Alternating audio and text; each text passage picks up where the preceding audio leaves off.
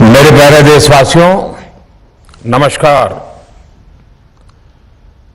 Corona की दूसरी wave और दूसरी वेव से हम भारतवासियों की लड़ाई जारी है। दुनिया के अनेक देशों की तरह भारत भी इस लड़ाई के दौरान बहुत बड़ी पीड़ा से गुजरा है। हम में से कई लोगों ने अपने परिजनों को, अपने परिचितों को खोया है। ऐसे सभी परिवारों के साथ मेरी पूरी संवेदनाएं हैं। साथियों, बीते 100 वर्षों में आई ये सबसे बड़ी महामारी है, त्रासदी है। इस तरह की महामारी आधुनिक विश्व ने न देखी थी न अनुभव की थी। इतनी बड़ी वैश्विक महामारी से हमारा देश कई मोर्चों पर एक साथ लड़ा है। कोविड अस्पताल बनाने से लेकर आईसीयू बेड्स की संख्या बढ़ानी हो, भारत में वेंटिलेटर बनाने से लेकर टेस्टिंग लैब्स का एक बहुत बड़ा नेटवर्क तैयार करना हो, कोविड से लड़ने के लिए बीते 1.25 साल में ही देश में एक नया हेल्थ इंफ्रास्ट्रक्चर तैयार किया गया है।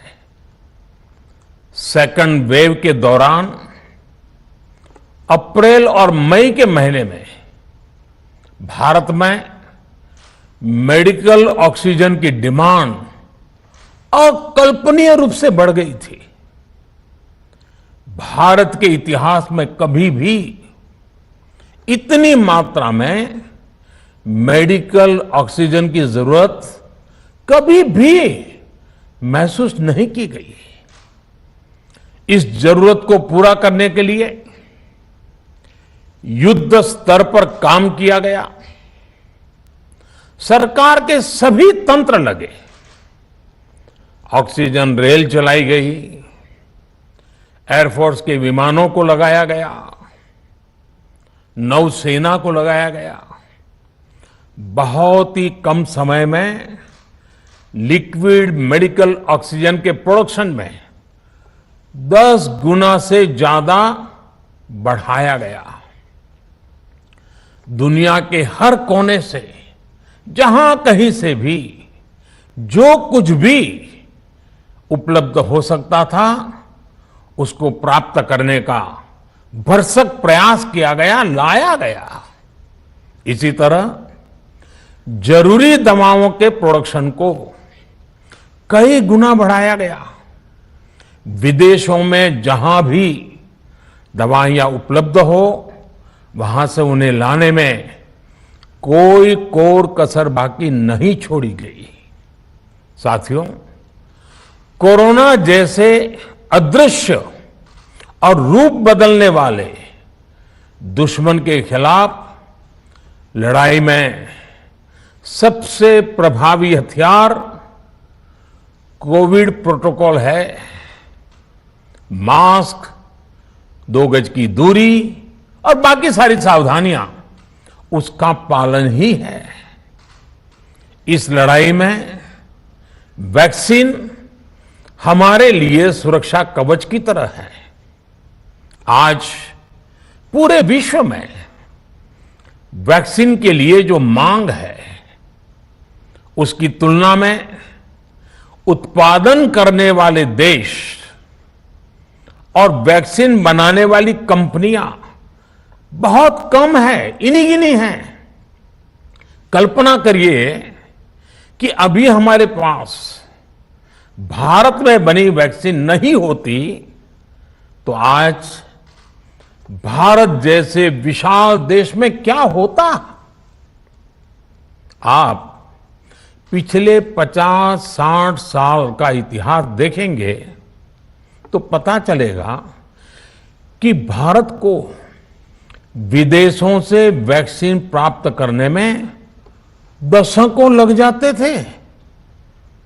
विदेशों में वैक्सीन का काम पूरा हो जाता था, तब भी हमारे देश में वैक्सीनेशन का काम शुरू भी नहीं हो पाता था।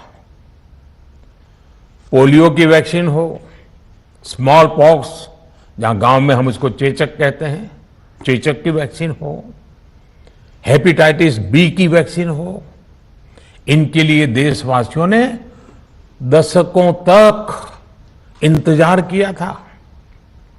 जब 2014 में देशवासियों ने हमें सेवा का अवसर दिया, तो भारत में वैक्सीनेशन का कवरेज 2014 में भारत में वैक्सीनेशन का कवरेज सिर्फ 60% के आसपास था, 60% के आसपास था।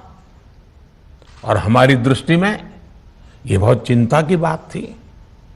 जिस रफ्तार से भारत का टीकाकरण कार्यक्रम चल रहा था, उस रफ्तार से देश को 100% टीकाकरण कवरेज का लक्ष्य हासिल करने में करीब करीब 40 साल लग जाते हैं। हमने इस समस्या के समाधान के लिए मिशन इंद्रधनुष को लॉन्च किया। हमने तय किया कि मिशन इंद्रधनुष के माध्यम से युद्ध स्तर पर वैक्सीनेशन किया जाएगा और देश में जिसको भी वैक्सीनेशन की जरूरत है उसे वैक्सीन देने का प्रयास होगा। हमने मिशन मोड में काम किया और सिर्फ 5-6 साल में ही वैक्सीनेशन कवरेज 60% से बढ़कर 90% से भी ज्यादा हो गई। 60 से 90, यानी हमने वैक्सीनेशन की स्पीड भी बढ़ाई और दायरा भी बढ़ाया। हमने बच्चों को कई जानलेवा बीमारियों से बचाने के लिए कई नए टीकों का भी भारत के टीकाकरण अभियान का हिस्सा बना दिया। हमने इसलिए किया क्योंकि हमें हमारे देश के बच्चों की चिंता थी, गरीब की चिंता थी। गरीब के